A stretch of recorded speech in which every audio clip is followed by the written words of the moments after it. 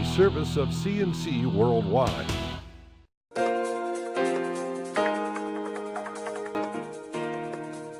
The Daily is a service of CNC and Jib Jab greetings. I'm Bud Lowell. Your full AccuWeather forecast is always on top of your CNC local page.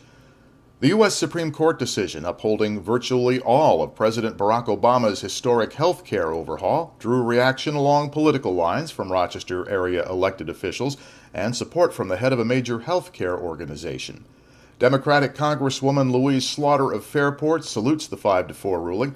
She said she was proud to bring the Obama health care bill to the floor when she was chair of the House Rules Committee 3 years ago, and that the law is already improving health care access for millions.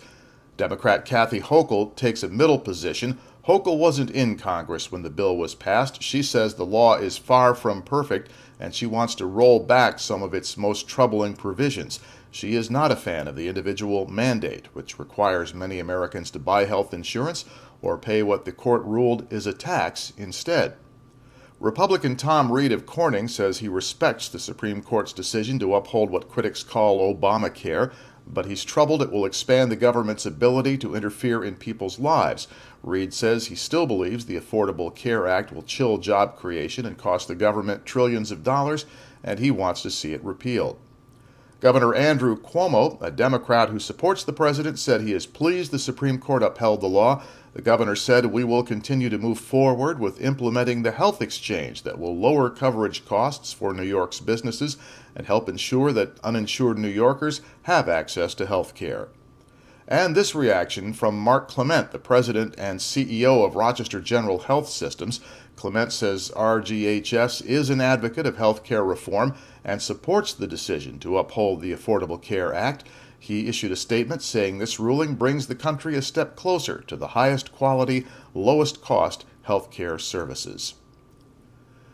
The Rochester Board of Education approved a 4-year contract Thursday night for School Board Superintendent Bolhan Vargas. Dr. Vargas has been interim superintendent for the past year. His contract runs from July 1st through June 30th, 2016, and he'll be paid $195,000 a year. Vargas was once president of the city school board, so he has seen the district's operation from several sides.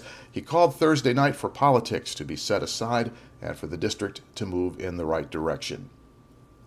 Gunfire has taken the life of another young Rochester man. He is the 6th person to be shot in the city during the month of June and the 20th homicide victim of the year in Rochester.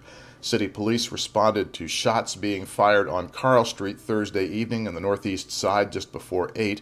They found the 25-year-old man lying in the road. He had been shot several times. The victim was pronounced dead at Rochester General. Police are investigating.